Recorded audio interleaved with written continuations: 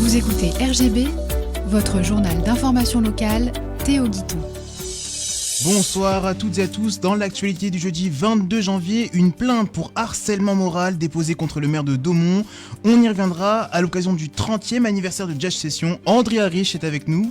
Un festival de toupie à Marine. Nous avons eu un entretien avec les organisateurs. Et côté météo, le retour de faibles chutes de pluie demain. Comptez 6 en minimal et 11 en maximal.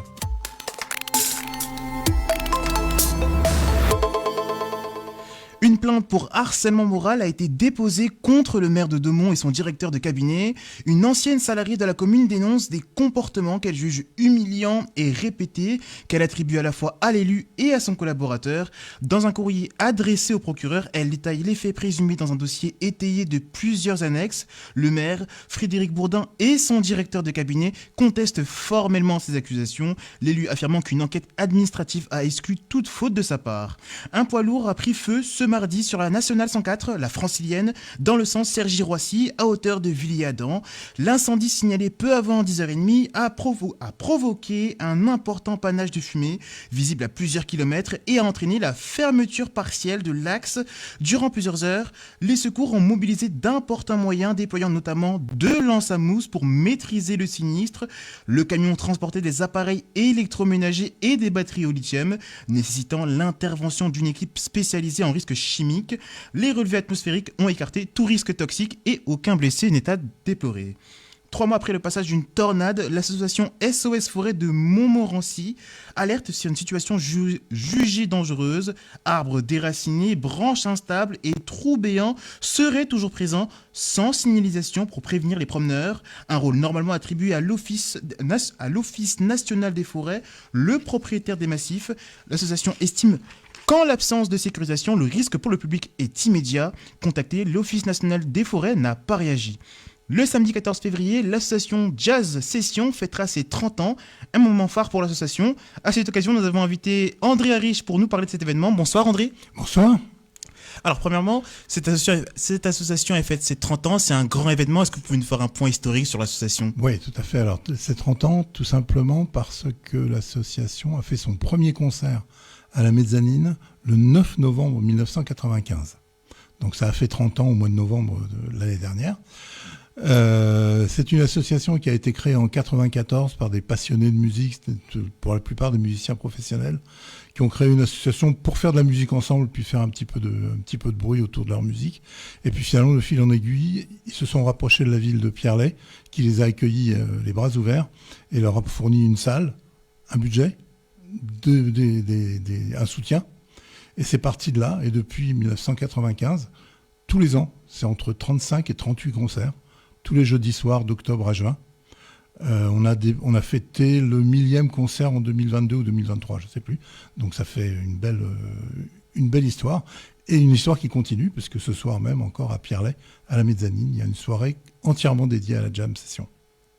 Alors, vous en parlez justement, il y a des musiciens qui sont dans ces concerts, ces musiciens ils sont payés, la ville de Pierrelet elle vous permet d'avoir un budget, il y a un équilibre qui est difficile quand même à gérer entre... C'est toujours acrobatique, mais maintenant, avec le temps, au départ c'était la ville de Pierrelet seulement qui nous finançait, après avec le temps on s'est rapproché du département qui contribue au financement aussi, et de la Spédidam qui est une organisation qui soutient la création musicale. Depuis, donc, tous les musiciens sont salariés, ils reçoivent tous un cachet, ils sont déclarés, toutes les charges sociales sont payées par l'association, etc. Et c'est un gros travail de bénévole, parce que faire des bulletins de salaire, c'est un métier. Et en même temps, vous arrivez malgré ça à garder vos concerts gratuits. Et on arrive à garder nos concerts gratuits. C'était une des missions que nous avait donné la ville de Pierrelet. C'était, OK, on vous supporte, on vous donne toute cette aide, mais à une condition, c'est que les concerts soient gratuits, et que vous fassiez connaître cette musique-là à des gens qui n'ont pas l'habitude d'aller l'écouter. Et ça reste gratuit jusqu'à présent, sauf le 14 février, où ce sera gratuit pour les adhérents, mais payant pour tout le monde, enfin pour tous les autres. Et du coup, 30 ans, c'est un parcours. Est-ce que vous pouvez nous rappeler, nous citer des moments marquants de l'association pour arriver jusqu'à maintenant ? Des moments marquants, la question piège. J'ai envie de dire que tous les jeudis, c'est un moment marquant. Il y a toujours de très beaux concerts. La programmation est faite par un collectif de musiciens professionnels, dont un des fondateurs de l'association fait partie, qui est contrebassiste professionnel. Et tous les jeudis, ils arrivent à trouver un groupe, un ensemble de musiciens qui présentent un projet original, que ce soit dans le jazz traditionnel, dans le jazz moderne, ou même dans les musiques voisines comme le jazz latino ou brésilien, etc. Ou manouche, etc. Donc il y a vraiment de tout. Et des événements marquants, je dis non, j'en vois pas en particulier, mais il y en a tous les jeudis, quoi. J'ai oublié ma question. Quel bilan, du coup, vous pouvez faire de ces 30 ans maintenant ? De ces 30 ans, le premier bilan, c'est qu'on a une équipe de bénévoles extraordinaire. On a une trentaine de bénévoles dans l'association et des gens qui sont disponibles. Je ne vais pas dire jour et nuit, ce serait exagéré, mais qui sont vraiment très disponibles. Le lundi et le mercredi matin, le bureau se réunit pour faire tout ce qui est administratif. Donc la comptabilité, la paye des musiciens, etc. Le jeudi, c'est quasiment l'après-midi jusqu'à 1h du matin que les bénévoles sont sur le pont pour installer la salle de la mezzanine, pour préparer le bar pour la soirée, pour tenir le bar pendant la soirée, etc. Donc la première chose, c'est effectivement cette équipe de bénévoles assez exceptionnelle. La deuxième chose importante, c'est que depuis 30 ans, la ville de Pierrelet ne nous a jamais lâchés, ne nous a jamais fait la moindre mauvaise blague. On a aussi réussi à fidéliser le département et la Spédidam, qui sont nos deux autres financeurs principaux. Et puis, malgré la crise du Covid, où on avait perdu un petit peu d'adhérents, ce qui était un peu normal, les gens n'osaient pas trop sortir à ce moment-là, on a retrouvé un niveau d'adhérents et de cotisation qui est l'équivalent à ce qu'on avait avant. Donc, le bilan, c'est ça, c'est que les gens sont fidèles. Alors, vous le dites, vous étiez au début juste un simple groupe de musiciens. Ouais. Maintenant, vous produisez aussi des concerts. Comment on passe de jouer de la musique de manière privée, un peu intime, à faire des concerts pour la collectivité ? Alors, les musiciens qui ont créé l'association étaient les musiciens professionnels. Donc, ils faisaient ces concerts du jeudi soir, ces jam sessions du jeudi soir plutôt, parce que c'était assez improvisé. Pas seulement pour leur plaisir, mais ils invitaient du monde aussi. Et puis, ils se produisaient. Ils faisaient leur métier à côté, ils jouaient dans des concerts, ils jouaient dans des groupes, etc. Ils jouaient même à l'étranger, ils faisaient des tournées et tout. Donc, comment on passe de l'un à l'autre, c'est qu'en fait, ces musiciens-là sont devenus nos programmateurs, parce que comme ils ont beaucoup travaillé, ils connaissent beaucoup de monde, et ils font venir des musiciens qui sont dans leur réseau de relations. Et puis les réseaux, ça s'empile, en fait. Le copain de mon copain, c'est un copain aussi, donc voilà. Et en matière de public, vous avez quoi comme type de public ? Vous avez plutôt des jeunes, plutôt des personnes qui sont des connaisseurs ? Je vais dire pudiquement qu'on aimerait bien avoir plus de jeunes. C'est un public qui est relativement âgé, parce que c'est une musique, je pense, qui attire plus les personnes, les gens mûrs que les tout jeunes. Mais on aimerait bien attirer plus de jeunes.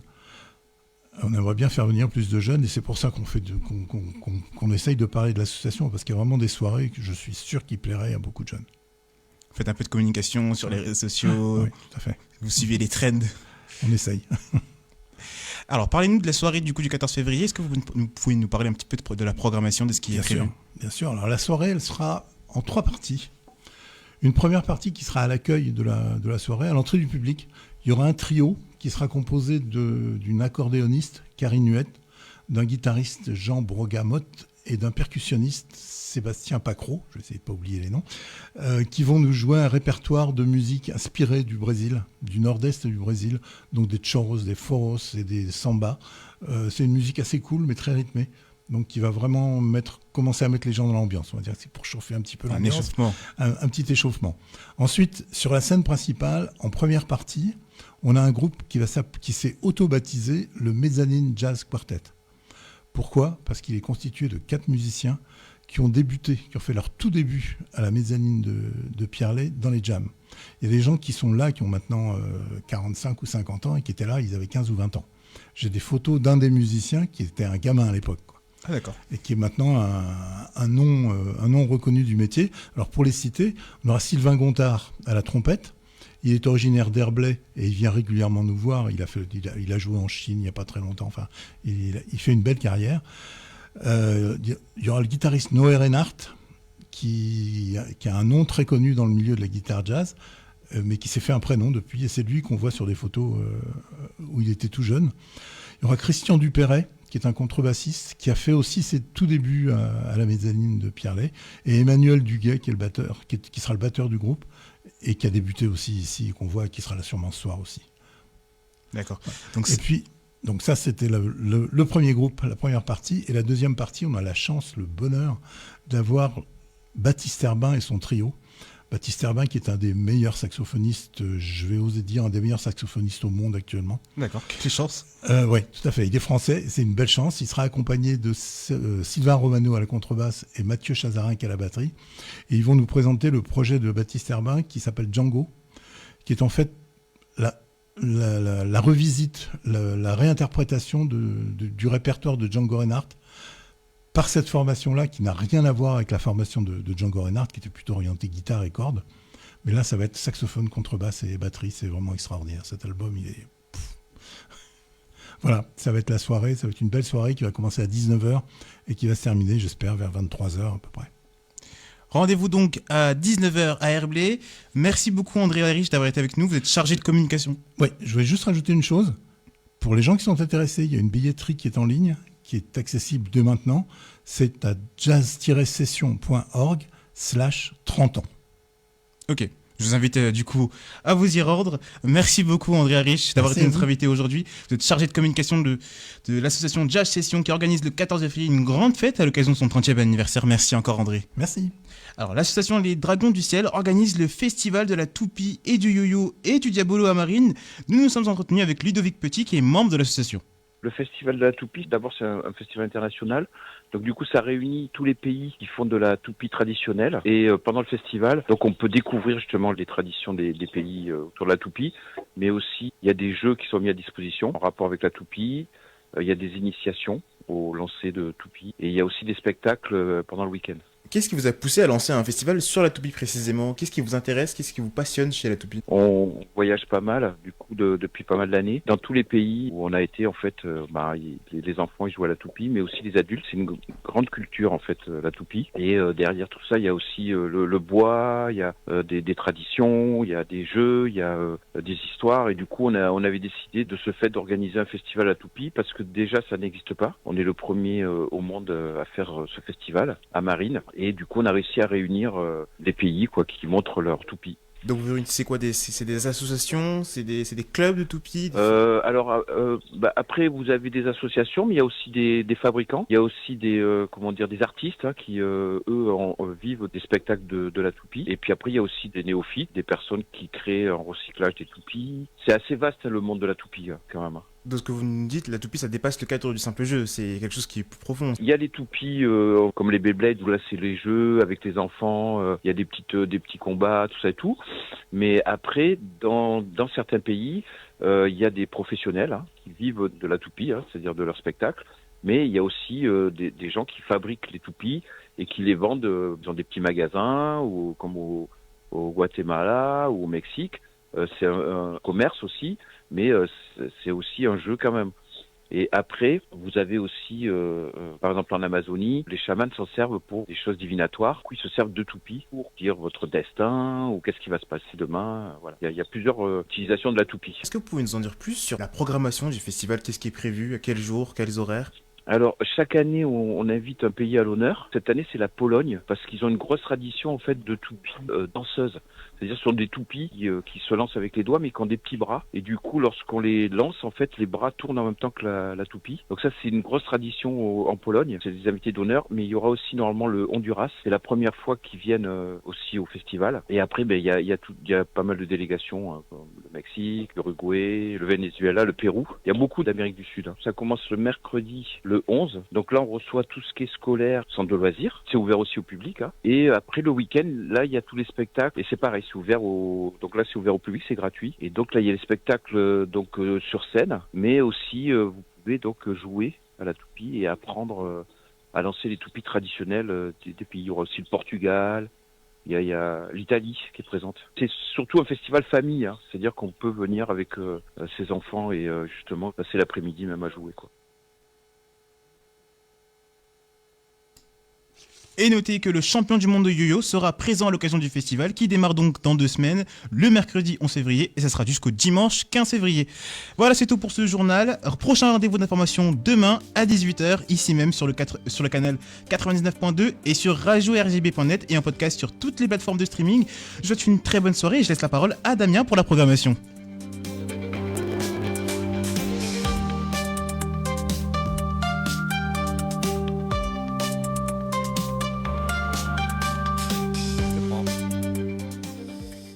côté programmation, eh bien, vous ferez le plein de rencontres ce soir. Et oui, c'est notre jeudi rencontre, alors pas notre jeudi love non plus, quoique. Mais en tout cas, vous retrouverez Fabienne Louis et Art en partage, bien sûr, à 20h. Elle ira à la rencontre d'Elisabeth Champommier et de son univers. Tout un programme qui vous attend à partir de 20h. C'est Art en partage, Fabienne Louis, jusqu'à 21h. 21h, vous retrouverez la libre antenne de Claude Lange, bien sûr, en sauce antillaise, donc là, bien couleur musicase et bien love aussi. Et enfin, votre nuit sera musicale avec Cocktail Rare Groove de minuit à 3h du matin. Derrière les platines, retrouvez DJ As, DJ Badem ou encore Pat Ladinam, que vous retrouvez par ailleurs en direct tous les samedis de 16h à 19h. Très bonne soirée sur RGB, sur le 99.2 de la fréquence FM, ou radio-rgb.net en streaming, ou encore sur les applications pour mobile, les radios associatives développées par la CNRA, la Confédération nationale des radios associatives, ou encore Radio Player et plein d'autres. RGB en direct de Cergy-Pontoise.